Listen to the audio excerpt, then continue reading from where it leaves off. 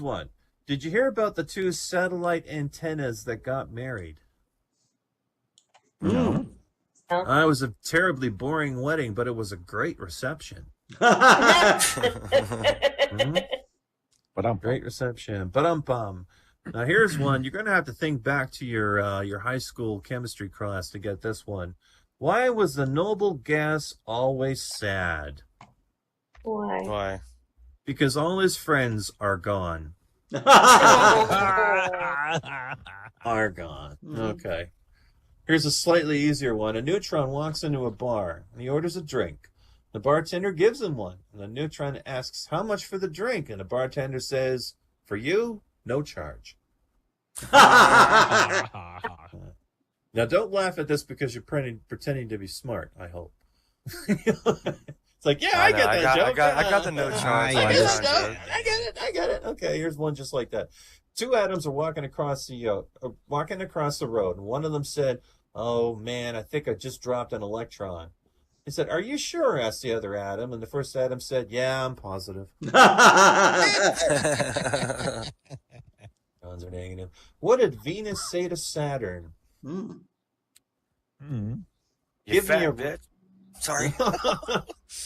You fat bitch. No, give me a ring sometime. No. Yeah, that seems more like a Neil deGrasse Tyson type joke, because it's astronomy related. Anyway, a Higgs boson walks into a church. You know what the Higgs boson is? That's what for a short time they called it the God particle. Right? Yes. And there was that big controversy over it. So a Higgs boson particle walks into a church, and the priest asks, "What are you doing here?" And the Higgs boson said, "Hey, without me, there can be no mass." You have no mass. There we go. Hey, what does a subatomic duck say? You might get this one. A subatomic duck. Work. Yeah, Cindy got it. Quark. Then a quack quack. It goes quark quark.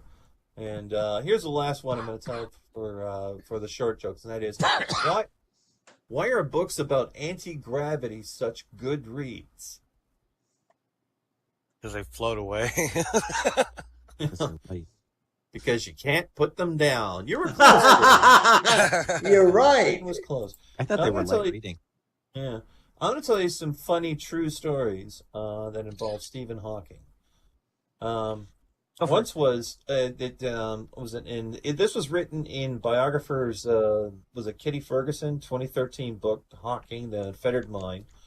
Apparently, one time when after, because Stephen Hawking, he was appointed head of Cambridge, right? Mm-hmm. Right, he was head of Cambridge, and which is something they reserve for like only the best minds at the time. Like apparently Newton was the head of Cambridge for a while, right up until when he passed away. And Prince Charles went to visit him, and he commented on how remarkable his chair was, and Hawking apparently deliberately ran over his toes. Oh, sorry about that, but I'm disabled. I can't do that. Yeah. And also, let's see. Also, he had a rather funny take on. You remember that group called One Direction? It's that cute little boy band. Yeah. That little girls are into. I don't expect you to remember any of their songs or anything. They're not really very rememberable. But anyway, it was at a talk he delivered at the Sydney Opera House, and he was asked by an audience member about the cosmological effect of Zayn Malik leaving One Direction. Of course, Zayn was that guy that quit. I think it was 3-4 years ago or whatever, and the whole band, everyone was worried, oh God, the whole band's going to disintegrate. And I think they did, because I've never heard of them since. And well, anyway, Hawking said, well, finally, question about something important. Oh, you're asking me about boy band members. Okay, absolutely.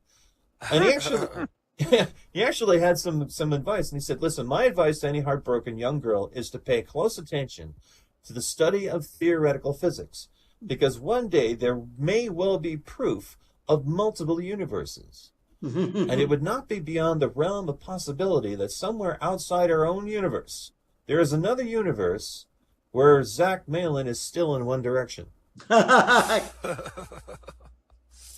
Oh, God. And there was one hilarious interview that he had with who's that guy this weekend? He's on John Oliver. John Oliver. I love John Oliver. Oh, I love John Oliver. And he asked John Oliver about the multi-universe theory.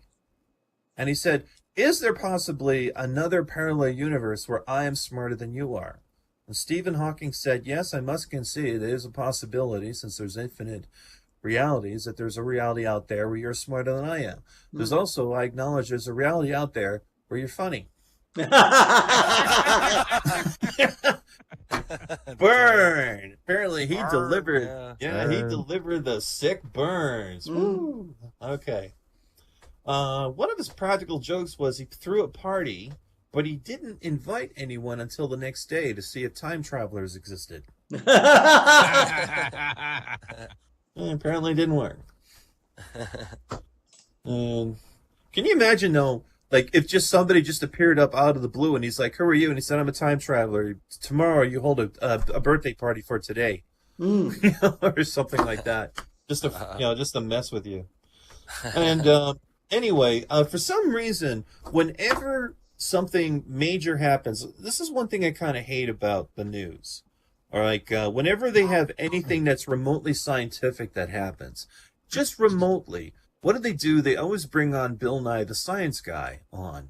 Despite the fact that what they're talking about actually doesn't apply directly to the stuff that he believes in. You know what I mean? Like, if they have a problem with global warming, they'll bring in Neil deGrasse Tyson on to saying, oh, there's something really complicated you need you to explain to us. And it's like, he's an astrophysicist, not really a climatologist. Or they bring on Bill Nye the Science Guy because somebody's got a problem with evolution. And he's like, that's actually not my thing. You should have invited Richard Dawkins on, And that's what they do with, BBC does it all the time to Stephen Hawking. And they were having a problem with Brexit, explaining Brexit. So they thought, let's go bother Stephen Hawking about this sort of thing, despite the fact he's an astrophysicist, not an economy expert. And apparently, to brush him off, this is what he said on live TV. He said, I deal in tough mathematical questions every day, but please don't ask me to help with something like Brexit. I'm not a fucking magician.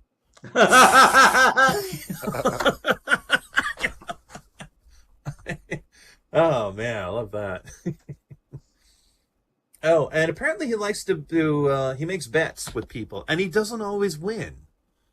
They bet on things like, will you be able to prove the black hole information paradox? And he actually bet someone, a man named John Preskill, about the outcome of whether or not this theory will be proved, whether or not they're true. Now, Preskill, he wanted a copy of Total Baseball, the Ultimate Baseball Encyclopedia.